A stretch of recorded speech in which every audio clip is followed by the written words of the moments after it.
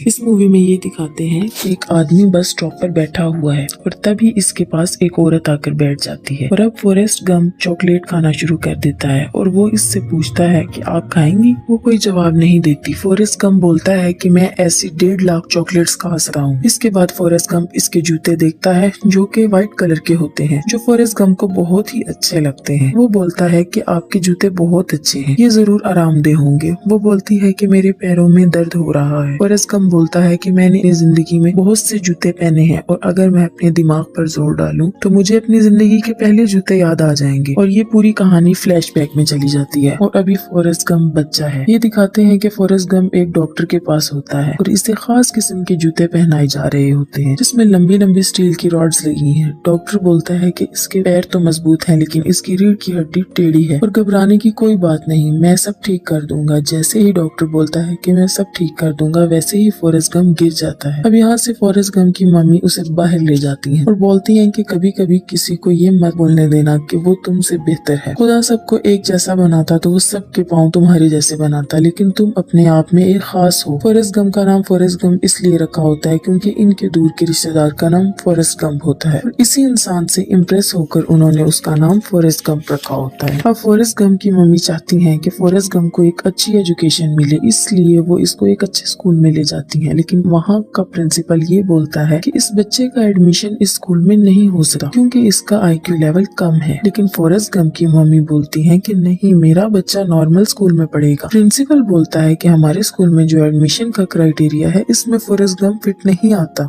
आप इसे किसी स्पेशल स्कूल में पढ़ाइए जहाँ फॉरेस्ट गंप जैसे बच्चे पढ़ते हो। लेकिन बाद में फॉरेस्ट गंप की मम्मी प्रिंसिपल को मना ही लेती है। अब फॉरेस्ट गंप का एडमिशन एक अच्छे स्कूल में हो गया है और जब वो पहले दिन बस में जाता है तो इसे अपने साथ कोई भी नहीं बिठाता। तभी वहाँ पर एक छोटी सी बच्ची होती है। वो बोलती है कि तुम यहाँ पर बैठना चाहोगी और वो फॉरेस्ट गंप को अपने पास बिठा लेती है। इस बच्ची का नाम जेनी होता है और फॉरेस्ट गंप और जेनी अच्छे दोस्त बन जाते हैं। फॉरेस्ट गंप के घर में सिर्फ इसकी मम्मी और फॉरेस्ट गंप रहते हैं क्योंकि इसके वालिद नहीं है और इसकी मम्मी इनकम के लिए लोगों को अपने घर एज ए गेस्ट रखती है और इसीलिए इनके घर में लोग आते जाते रहते हैं। एक दिन इनके घर में एक सिंगर आता है और जब वो गिटार बजा रहा होता है तो फॉरेस्ट गंप इस पे अजीब सा डांस कर रहा होता है और इसकी चाल भी बहुत अजीब होती है। कुछ दिनों बाद जब वो मार्केट से जा रहे होते हैं, फॉरेस्ट गंप और इसकी मम्मी टीवी पे देखती हैं कि वही सिंगर जो इनके घर में एज ए गेस्ट आया था, वही वाले स्टेप्स जो फॉरेस्ट गंप ने इसे करके दिखाए थे, वो अपने गानों में वही स्टेप्स परफॉर्म कर रहा होता है और लोग उसे बहुत पसंद कर रहे होते हैं, बहुत खुश हो रहे होते हैं। और फॉरेस्ट गंप जो इस औरत को अपनी कहानी सुना रहा है वो बोलता है फिर उसे हार्ट अटैक आ गया, लगता है किंग बनना बहुत मुश्किल है, इसलिए शायद उसे हार्ट अटैक आ गया। इसके बाद ये दिखाते हैं कि अब जेनी और फॉरेस्ट गंप बहुत अच्छे दोस्त हैं। वो साथ घूमते हैं, बैठते हैं, खेलते हैं और हमेशा एक दूसरे के साथ रहते हैं। अब एक दिन जेनी और फॉरेस्ट गंप जा रहे होते हैं, तभी पीछे से 3 बच्चे आते हैं और वो पत्थर फॉरेस्ट गंप के सर पे मारते हैं। जब फॉरेस्ट गंप पीछे मुड़कर देखता है तो पत्थर इसके सर पर लगता है और वो गिर जाता है।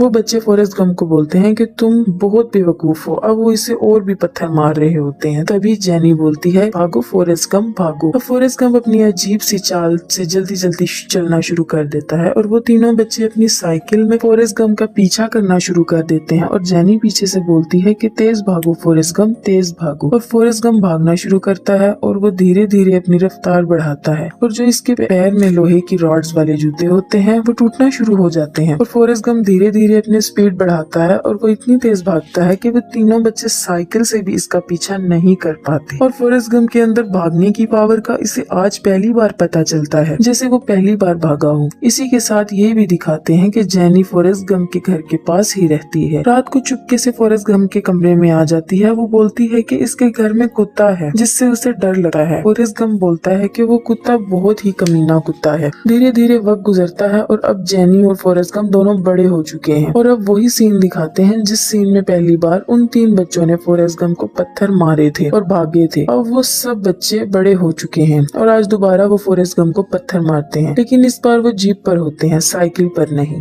और जेनी बोलती है फॉरेस्ट गंप भागो, फॉरेस्ट गंप भागो। और फॉरेस्ट गंप भागते भागते एक ग्राउंड में चला जाता है जहाँ पर फुटबॉल का मैच हो रहा होता है। एक खिलाड़ी गोल करने के लिए बॉल लेकर भाग रहा होता है और तभी फॉरेस्ट गंप इतनी तेज भागता है कि इसको भी पीछे छोड़ देता है और भागते भागते वहाँ से निकल जाता है। अब वहाँ पर जो टीचर होते हैं, कोचेज होते हैं, वो देखते हैं ये कौन है। तभी एक टीचर बोलता है कि इसका नाम फॉरेस्ट गंप गम है और ये एक लोकल इडियट है और इसकी रनिंग देखकर, उसकी स्पीड देखकर वो इसे इस टीम में शामिल कर लेते हैं और इसी की वजह से फॉरेस्ट गंप अब कॉलेज में भी चला जाता है। और जब वो कॉलेज के मैचेस होते हैं तो फॉरेस्ट गंप को इसी गेम का कोई रूल नहीं पता होता, बस इतना पता होता है कि बॉल लेकर भागना है। जब भी उसके हाथ में कोई बॉल देता है वो भागना शुरू कर देता है और वो तब तक नहीं रुकता जब तक कोई उसे पकड़ ना ले, लेकिन वो बहुत तेज होता है, उसी की वजह से ये मैच जीत रहे होते हैं। धीरे धीरे फॉरेस्ट गंप बहुत फेमस हो जाता है और उसे ऑल अमेरिकन टीम में भी एडमिशन मिल जाता है और 5 साल तक फॉरेस्ट गंप फुटबॉल खेलता रहता है और 5 साल तक फुटबॉल खेलने के बाद उसे कॉलेज की डिग्री मिल जाती है। वो कहता है कि मैंने फुटबॉल खेला था और इसके बदले मुझे डिग्री मिल गई। जिस दिन फॉरेस्ट गंप के कॉलेज में सबको डिग्री मिल रही थी और उसी दिन इनके कॉलेज में एक आर्मी ऑफिसर आता है और वो फॉरेस्ट गंप को बोलता है कि क्या तुमने अपने कैरियर के बारे में कुछ सोचा। फॉरेस्ट गंप आर्मी में भर्ती हो जाता है और उसे लेने के लिए एक बस आती है जिसमें बहुत सारे आर्मी ऑफिसर्स बैठे होते हैं और ये सब ट्रेनिंग के लिए जा रहे होते हैं। फॉरेस्ट गंप बस में चढ़ता है और ड्राइवर को बोलता है कि मैं फॉरेस्ट गंप हूँ। वो बोलता है कि किसी को कोई फर्क नहीं पड़ता कि तुम कौन हो, गंदी नाली के कीड़े, जाकर पीछे बैठ जाओ। और वो पीछे जाता है लेकिन उसे कोई भी अपने साथ बिठाना नहीं चाहता। आपको याद होगा कि बचपन में जब पहली बार वो अपने स्कूल जा रहा था तब भी किसी ने उसे अपने साथ नहीं बिठाया था और सिर्फ जेनी ने उसे अपने साथ बिठाया था। एक लड़का जो बहुत ही अजीब सा होता है, बहुत मोटा सा होता है, जिसके होंठ बहुत बड़े बड़े होते हैं, वो बोलता है कि तुम यहाँ पर बैठ सकते हो और फॉरेस्ट गंप वहाँ पर बैठ जाता है। वो बोलता है कि मेरा नाम है बेंजामिन बुफेट ब्लू, लेकिन प्यार से लोग मुझे बब्बा बुलाते हैं। फॉरेस्ट बोलता है कि मेरा नाम फॉरेस्ट गंप है और लोग मुझे फॉरेस्ट गंप भी बुलाते हैं। बब्बा बोलता है कि मैं तो झींगों का काम करना चाहता था लेकिन मैं आर्मी में भर्ती हो गया। वो बताता है कि मेरी माँ झींगे पकाती है। दरअसल बब्बा हमेशा झींगों की बातें किया करता था, मानो झींगा उसकी जिंदगी की सबसे अहम चीज हो। फॉरेस्ट गंप बोलता है कि वो लोग मुझे वियतनाम भेज रहे हैं। तो जेनी वापस इसके पास आती है और कहती है कि मुझसे वादा करो कि जब भी तुम्हें ऐसा लगेगा कि खतरा है तो तुम वहाँ से भागोगे, तुम हीरो बनने की कोशिश नहीं करोगे। वो बोलता है कि ठीक है, मैं ऐसा ही करूँगा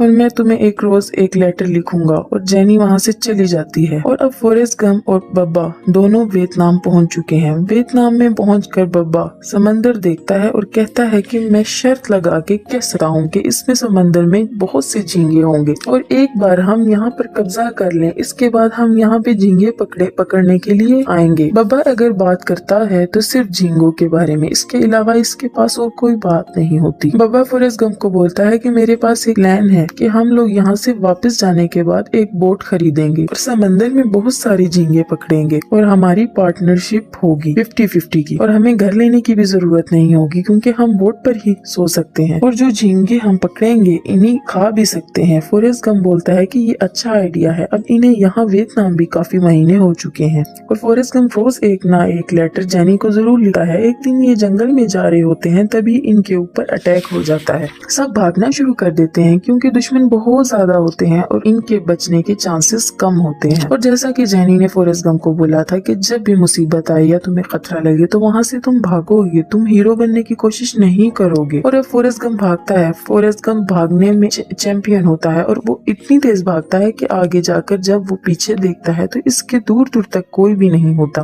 तभी इसे बब्बा का ध्यान आता है और वो भागता हुआ बब्बा को वापस लेने जाता है लेकिन उसे बब्बा नहीं मिलता बल्कि इन्हीं के साथ का एक दूसरा फौजी मिलता है जो जख्मी होता है और वो इसे उठाकर नदी के किनारे रख देता है। इसके बाद वो दोबारा बब्बा को ढूंढने के लिए जाता है लेकिन वहाँ उसे बब्बा नहीं मिलता है। एक और फौजी मिलता है, वो भी जख्मी होता है और वो इसको भी उठाकर नदी के किनारे ले जाता है। इसके बाद वो कई चक्कर लगाता है और सारे फौजियों को बचाकर वहाँ पे ले आता है। अब उसे बब्बा को ढूंढना है। जब वो वहाँ पर पहुँचता है तो देखता है कि वहाँ पे जो इनका ऑफिसर होता है जिसका नाम लेफ्टिनेंट डैन होता है वो जख्मी होता है। वो वहाँ से वापस नहीं जाना चाहता, वो दुश्मन का सामना करना चाहता है लेकिन फॉरेस्ट गंप इसे जबरदस्ती कंधे पे उठा के नदी के किनारे छोड़ देता है। लेकिन फॉरेस्ट गंप ने अभी तक हार नहीं मानी। वो बब्बा को लेने के लिए जा रहा होता है। तभी लेफ्टिनेंट डैन बोलता है कि वहाँ पर बॉम्ब गिराने वाले हैं, तुम वहाँ पर मत बच जाओ। लेकिन फिर भी फॉरेस्ट गम वहाँ पे जाता है और इसे बब्बा मिल जाता है। बब्बा को गोली लगी होती है, वो बब्बा को वापस लाता है लेकिन बब्बा बच नहीं पाता और बब्बा मर जाता है। इसी पूरे सफर में एक गोली फॉरेस्ट गम को भी लगी होती है और वो गोली इसके हिप पर लगी होती है। और इसके बाद ये दिखाते हैं कि जितने भी आर्मी ऑफिसर थे सब हॉस्पिटल में हैं और सब जख्मी हैं, लेकिन फॉरेस्ट गम वहाँ पे बहुत इंजॉय कर रहा होता है। इसी पीछे का आर्मी ऑफिसर आता है, वो बोलता है कि तुम्हें मेडल ऑफ ऑनर दिया जाता है क्योंकि तुमने बहुत सारे लोगों की जान बचाई थी। अब ये मेडल इसे प्रेसिडेंट से मिलना है कर पाए। तभी वहाँ दूर से जैनी आती है और बोलती है फॉरेस्ट जैनी को देखकर बहुत खुश होता है। वो स्टेज से कूद कर सीधा जैनी के पास जाता है और इसे गले लगा लेता है। इसके बाद वो देर तक वॉक करते हैं और जैनी उसे अपनी पूरी जर्नी के बारे में बताती है कि उसने क्या क्या किया। वहीं फॉरेस्ट गम भी इसे वियतनाम के बारे में सब कुछ बताता है और फॉरेस्ट गम को मेडल ऑफ ऑनर मिला होता है। वो इसे जैनी को दे देता है। वो बोलता है कि मैंने सिर्फ वही किया जो तुमने कहा। इसके बाद जैनी फॉरेस्ट गम को अपने कुछ दोस्तों से मिलवाती है और इन्हीं दोस्तों में इसका एक खास दोस्त और फॉरेस्ट गम से गले मिलती है और इस आदमी के साथ चली जाती है और एक बार फिर से फॉरेस्ट गम से जैनी दूर हो गई।